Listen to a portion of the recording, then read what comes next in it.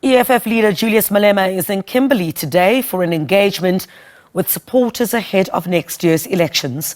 The EFF leader has been crisscrossing the country for a few weeks now to engage with members that will be campaigning for the party, mobilising support for next year's elections. SABC News reporter Magaret Mothibi is on the ground for us. Magaret, hi.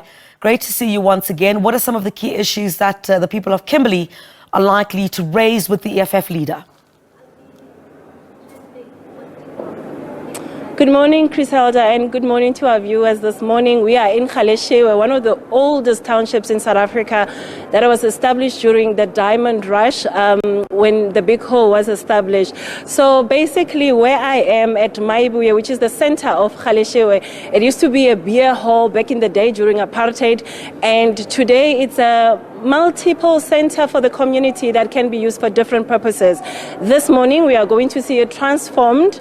It will be red with all the supporters of the EFF that will be here to hear the EFF leader Julius Malema speak to them. Essentially, these are people that are going to be the voices of the EFF campaigning across the Northern Cape. They would have to carry the key message of the EFF and understand the 7 key pillars of the EFF, and essentially going from house to house, trying to convince over 600,000 already registered voters in the Northern Cape that will be casting their votes in the 2024 elections. So in the main, people are worried, like in Kimberley, I think you have seen in the news in the past couple of weeks, people are worried about your basic issues that include water and the provision of constant supply of water. They're worried about job creation and the fact that there is high employment that remains in the province, despite the fact that we have mines. We have a mining belt of manganese and iron ore in your Kuruman area and Katu areas. So people are worried about such issues that are survival issues, your bread and butter issues. So joining me this morning, I'm joined by the chairperson of the EFF. He's Shadrack Clowley. He's been with the EFF for quite a number of years now. I think, if I'm not mistaken, for close to 7 to 8 years. So we just want to find out from him, Shadrack, this morning, the EFF President Julius Malema will be speaking to essentially people that have been with the party, that understand what the party is about. We have seen the growth of the party in the province. What is it that the EFF brings to the electorate rather of the Northern Cape coming elections? No, thank you. Let me start by greeting your viewers and say thank you to everyone at home. And as the EFF, we're grateful that today in the Northern Cape we are able to launch a program that speaks to what the EFF cardinal pillars or policies have guided us to do, being that we are in a phase that we called Maihlome, where we start establishing all structures of the EFF throughout the province. And I can tell you that we have successfully done that. Out of 238 branches we are having in the Northern Cape, we have 731 VDs that we have in the province. We have managed to establish structures in each and every branch, in each and every VD, and that is because of the challenges that we see in the Northern Cape, that if the EFF will not stand up, things will never change, things will remain the same. We want to pride ourselves with the generation of Julius Malema, because of it is a generation that indeed shows courage that tomorrow South Africa will be a better country, and it must start here in the Northern Cape. As you can see that we are going to host 1,000 people in this gathering so that they come and listen to the message of the president.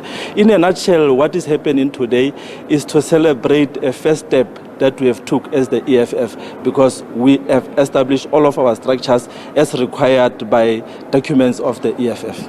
So I know that on some of the 7 cardinal pillars of the EFF, you speak about providing free education, free housing, free health care. This is what the ANC has been saying since 1994, and they've run into serious issues where people are saying they haven't kept their promises and that they were promised lies. What is it that you as the EFF are going to do differently?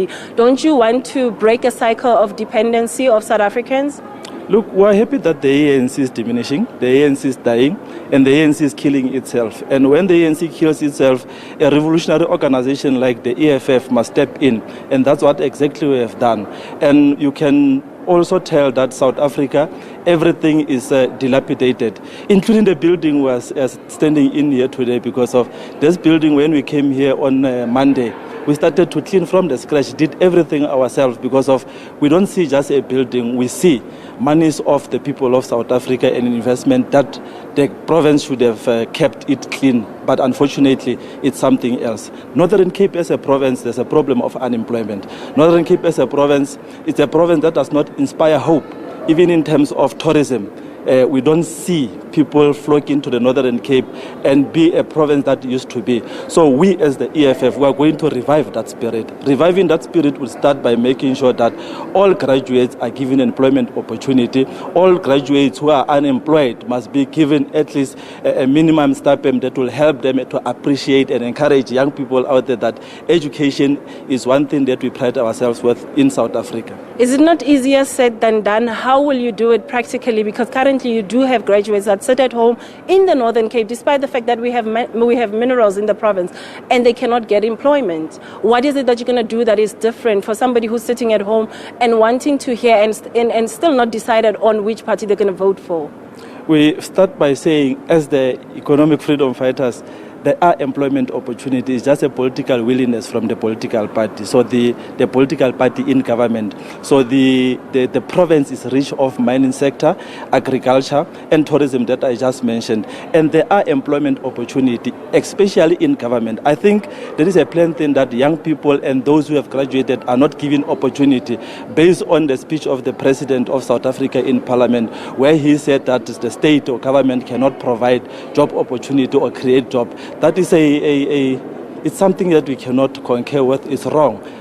Government has opportunities of employment, and as we're speaking, those employment opportunities are freezed. For what, for who, we don't know. But as the EFF, we are saying we are going to implement what is there and bring industrialization in South Africa in order to create this opportunity. Look, we can't have young people who went to study, or everyone, a citizen of South Africa who went to study and loiter around South Africa. Even in our gathering here today, we have graduates, we have people who went to school. The EFF inspire hope as we agree that 2024 is our new 1994 because of we have what motivates us that our parents voted for the ANC in 1994, believing that they will be given best opportunities for them to shine and be appreciated by its own country, but that does not happen. So we take our tune from the commitment and our forefathers that if you are committed, you can make it. We have a serious leader of the EFF and we are doing very good. So as a last question, the ANC is currently governing the province at 57%, followed by the DA. You come third. You are not even the main opposition in the province. What are your projections for 2024? Practically speaking, how well do you hope to do, given the numbers that I've given you in terms of over 600,000 people that have registered already to participate in the upcoming elections? Let me start by correcting you by saying the ANC is governing the province. They are not governing. They are managing it for someone whom we don't know who that person is, except to believe that it's your open hammers that continue to benefit in South Africa. So they are just managers employed to do their work for the white people. So as the EFF now, yes, we are a third biggest political party in the Northern Cape, but the growth and commitment that we have shown, you can say that we are not fighting to be number two. We want to remove the racist DA, and we want the ANC to be below 40%, meaning if they are below 40%, indeed the EFF will take over and give our people best opportunities of life. Thank you. That was Shadrack Hlaule, the chairperson of the EFF in the Northern Cape. Essentially outside there are quite long queues of EFF members that will be waiting to hear the address of the EFF President Julius Malema, who will be speaking around 12 o'clock. My understanding is that at exactly 12 o'clock he will be here. He'll be expecting people to be seated, and he will be giving them the main address in terms of the line of march ahead of the 2024 elections. He's expected also to be in KwaZulu-Natal tomorrow because, as you rightfully put it out in the intro, he has been criss-crossing the country, speaking to EFF members that are supposed to carry the message of the EFF and convince South Africans to vote for the EFF. Criselda?